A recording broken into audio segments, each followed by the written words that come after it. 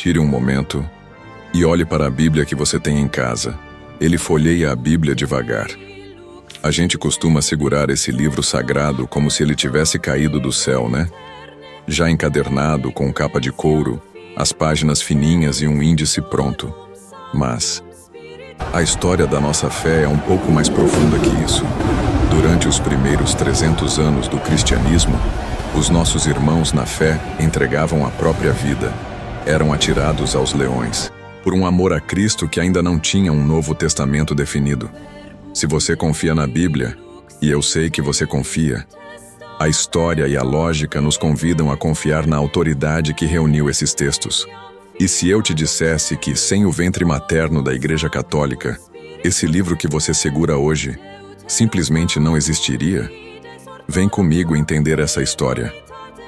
Parte 1. O berço da palavra. Imagine que você vive no ano 150 depois de Cristo.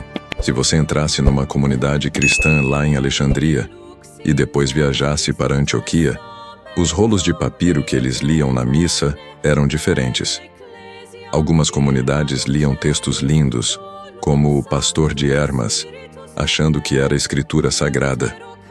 Outros tinham dúvidas sobre o Apocalipse de São João. E no meio disso tudo, circulavam textos confusos.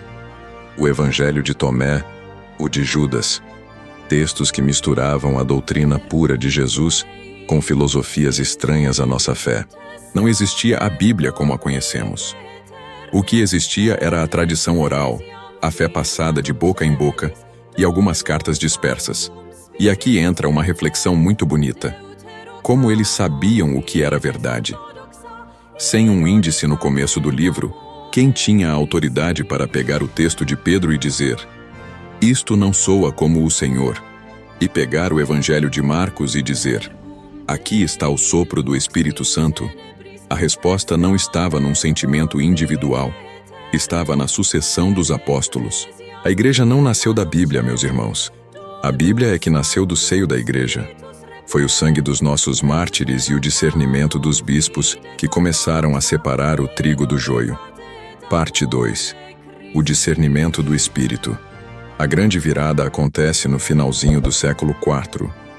E a gente precisa lembrar com carinho do Papa Damaso I. Foi no ano de 382, no Concílio de Roma, que a Igreja, guiada pelo Espírito Santo que Cristo prometeu, definiu oficialmente a lista dos livros sagrados. Não foi uma votação política. Foi puro discernimento espiritual. Essa mesma lista foi confirmada depois, nos concílios de Hipona e de Cartago. E aqui tem um detalhe maravilhoso. Sabe quantos livros tinham nessa lista? 73. 46 no Antigo Testamento, 27 no Novo. Grandes santos como Santo Agostinho e São Jerônimo, que traduziu a Bíblia, estavam lá. E por mais de 1000 anos, essa foi a Bíblia de toda a família cristã. Até quando Gutenberg inventou a imprensa e fez a primeira Bíblia da história. Adivinha quantos livros ela tinha? 73. A ideia de uma Bíblia com 66 livros é algo bem mais recente. É uma amputação que aconteceu muito tempo depois. Aceitar a Bíblia é, no fundo, aceitar que o Espírito Santo não deixou a Igreja Católica errar naquele momento. Parte 3. A Bíblia que Jesus lia. Muita gente de coração sincero pergunta: mas por que a Igreja Católica tem livros a mais no Antigo Testamento? Na verdade, a Igreja não tem livros a mais. Nós apenas guardamos o que sempre esteve lá. Vamos olhar para o tempo de Jesus. A versão das Escrituras que os judeus mais usavam na época, especialmente os que falavam grego, era a chamada Septuaginta. E adivinha? Essa versão continha os livros de Tobias, Judite, Sabedoria, Eclesiástico, Baruque e os Macabeus. Quando a gente lê o Novo Testamento, quase todas as vezes que Jesus ou os apóstolos citam o Antigo Testamento, eles estão citando a Septuaginta. Pense nisso com carinho. Se o próprio Jesus e os apóstolos usavam essas escrituras, quem somos nós para editar a Bíblia deles? A Igreja, como boa mãe, apenas guardou a Bíblia que evangelizou o mundo. Parte 4. A ferida da divisão. Infelizmente, no século XVI, nós vivemos a dor da Reforma Protestante. Martinho Lutero tinha dificuldades com algumas doutrinas, como a oração pelas almas do purgatório. E onde estava a base bíblica mais clara para isso? Em 2 Macabeus. Um livro que já estava na Bíblia da Igreja há mais de 1000 anos. O que ele fez? Ele decidiu colocar esses livros num apêndice. Ele preferiu adotar um cânon definido por judeus, anos após a morte de Cristo, que não aceitavam o Novo Testamento. Lutero chegou até a questionar a Carta de São Tiago, porque ela falava da importância das obras, e não apenas da fé. Olha diretamente nos olhos do espectador.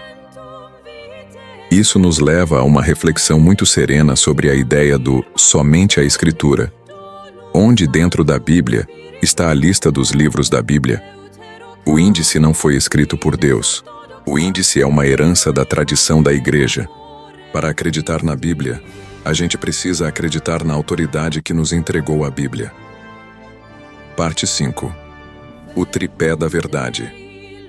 A palavra de Deus não é um livro órfão. Ela não flutua sozinha no vazio. Ela descansa num berço muito seguro, um tripé inabalável. A Sagrada Escritura, a Sagrada Tradição e o Sagrado Magistério da Igreja. Se você tentar sentar num banquinho de 3 pernas e tirar 2, ele cai. É por isso que hoje vemos tanta confusão, milhares de interpretações diferentes para o mesmo versículo. A Igreja Católica não se coloca acima da Palavra de Deus, de jeito nenhum. Ela se ajoelha diante da Palavra e a serve, protegendo-a. Ler a Bíblia completa com seus 73 livros é ler a história inteira do amor de Deus por nós, sem cortes, sem edições. É ler a mesma Bíblia que ecoou nas catacumbas, que foi copiada pelos monges e que é proclamada hoje em cada altar ao redor do mundo. Que Deus abençoe a sua leitura da palavra e que ela sempre te leve para mais perto do coração da Igreja.